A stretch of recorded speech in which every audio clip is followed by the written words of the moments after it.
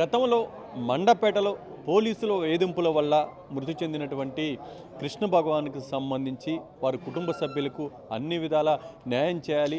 ఆ రోజుల్లో కాపు నాయకులుగా చెప్పుకొని అధికారులు ఉన్నటువంటి తోట త్రిమూర్తులు లాంటి వాళ్ళు ఎందుకు మాట్లాడలేదు? ఇప్పుడు కాపుల గురించి మాట్లాడేందుకు వీళ్ళంతా ఎందుకు బయటకు వస్తున్నారంటూ కూడా ఇరిగేషన్ డెవలప్మెంట్ కార్పొరేషన్ చైర్మన్ ఏదైతే లీలాకృష్ణ గారు మాట్లాడుతూ ఉన్నారు. అయితే ప్రస్తుతం ఈరోజు విజయవాడలో మీడియా సమావేశం ఏర్పాటు చేసి దానికి సంబంధించి మాట్లాడడం జరిగింది. ఆయన మాటల్లోనే మరిన్ని విషయాలు తీసుకుని ప్రయత్నిద్దాం. సార్ చెప్పండి, ముఖ్యంగా ఏంటి ఏదైతే కృష్ణ భగవాన్కి సంబంధించినటువంటి ఆత్మహత్య ఇష్యూలో తర్వాత చాలామంది మీద కేసులు నమోదు చేశారు. ఆ సమయంలో మీరంతా కూడా పోరాటం చేశారు. ఇప్పుడు విజయవాడకు సంబంధించినటువంటి సాయి కృష్ణ కానీ ఇతర మరణాలకు సంబంధించి కానీ కాపు నాయకులంతా కూడా మన సమావేశం మాట్లాడినటువంటి తీరుని ఏ విధంగా చూస్తున్నారు?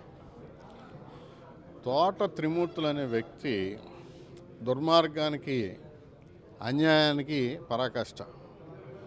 మీరు ఒకసారి గమనిస్తే అతని నేపథ్యం గమనించండి. అతని జీవితం అంతా కూడా కాపులకి ద్రోహం చేసే నేరమైన చరిత్ర నుంచి వచ్చిన వ్యక్తి.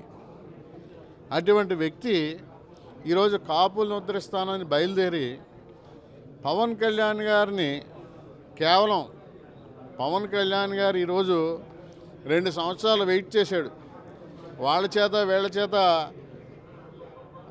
మేము వచ్చి కాళ్ళు పట్టుకుని పరిస్థితి సార్ అంటే కాళ్ళు పట్టుకుని ప్రాధేయపడి పార్టీలో చేరదామనుకునే పరిస్థితిలోంచి అతను పవన్ కళ్యాణ్ గారు ఎటువంటి వ్యక్తి అంటే కులాలకి మతాలకి ప్రాంతానికి అతీతమైన వ్యక్తి. ఇప్పుడు నేనున్నాను, కమ్మ సామాజిక వర్గానికి చెందిన వ్యక్తిని. నేను ఆయనతో 8-7 సంవత్సరాల నుంచి ప్రయాణం చేస్తూ ఉన్నా. ఆయన వ్యక్తిత్వం ఎటువంటిదంటే చాలా చిన్నపిల్లవాడు మనస్తత్వం లాంటిది. ఆయన ఎటువంటి వ్యక్తులైనా ప్రేమిస్తాడు. ఆయన అంత మంచి స్వభావం కలిగిన వ్యక్తి. అటువంటి వ్యక్తి మీద సున్నితమైన వ్యక్తి అంటే సున్నిత స్వభావం కలిగిన వ్యక్తిని రెచ్చగొట్టాలనే ఒక కుట్ర.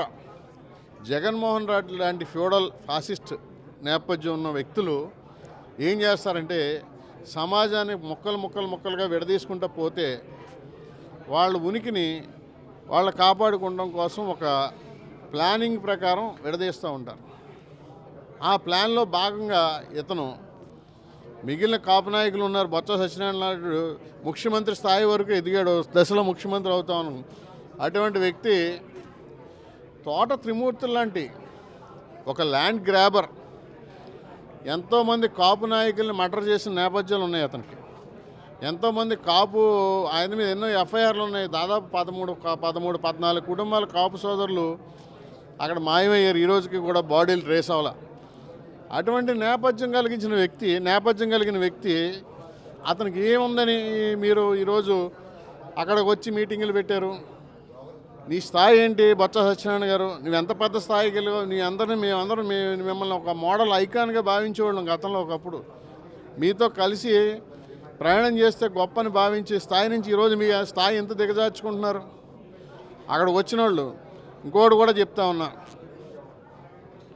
కొంతమంది వెధవలు ఉన్నారు. అంటే మా నాయకుడు ఈరోజు వరకు మమ్మల్ని కట్టుబాటు చేశాడు. మాటలు తోలొద్దు, మాటలు సమాజం పట్ల వినయంగా ఉండండి, మర్యాదతో ఉండండి అని చెప్పి ఓ రకమైన క్రమశిక్షణ నేర్పించారు పవన్ కళ్యాణ్ గారు కానీ చంద్రబాబు నాయుడు గారు కానీ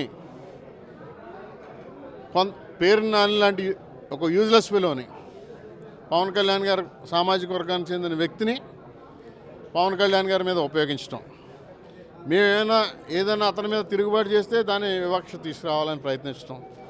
మొన్నటి వరకు 2 ఎదవలు ఉండేవారు, పనికిమాలిన ఎదవలు. ఒకడు కొడాలి నాని, ఒకడు అల్లమనేని వంశీ. ఇలాంటి ఎదవలందరినీ సమాజానికి పరిచయం చేసింది జగన్మోహన్ రెడ్డి. ఈరోజు ఒకడంటాడు జగన్మోహన్ రెడ్డి మాజీ ముఖ్యమంత్రిని నా కొడుకు అన్నాడు, పంతం నానేజీ అన్నాడు. అసలు ఈ సమాజానికి బూతులు నేర్పించిన వెధవలే మీరు. అటువంటిది ఈరోజు మళ్ళీ నీతులు చెప్తారు. మీ దాకా వస్తే ఇంకొకటి దాకా వచ్చా. కొడాలి నాని లాంటి బోక ఎదవలందరినీ మీరు తీసుకొచ్చి పెట్టారు. అదేవిధంగా వంశీ లాంటి ఎదవలందరినీ తీసుకొచ్చావు. చంద్రబాబు నాయుడు గారి కుటుంబాన్ని, కళ్యాణ్ గారి కుటుంబాన్ని తిట్టించావు. ఆ రోజు ఏమైపోయింది నీకు సంస్కారం? ఆ రోజు ఏం చేశారు మీరందరూ? ఇటువంటి వెధవలందరినీ తీసుకొచ్చి ఈరోజు సమాజానికి, కానీ ఆ మాటలు మాట్లాడటమే నాకు చాలా ఇబ్బందిగా ఉంది. కానీ మేము మాట్లాడని తప్పని పరిస్థితి కానీ సృష్టింతే ఒక్కొక్కడినే మాత్రం తవిరి కొట్టేస్తుంది. దాంట్లో ఏమి ఎవడు మాట్లాడితే అని మాత్రం తవిరి కొట్టేస్తుంది. దాంట్లో జనసేన కానీ కూటమి కానీ ఎందుకు వెనుకాడదని చెప్పి తెలియజేసుకుంటూ సెలవు తీసుకుంటాం.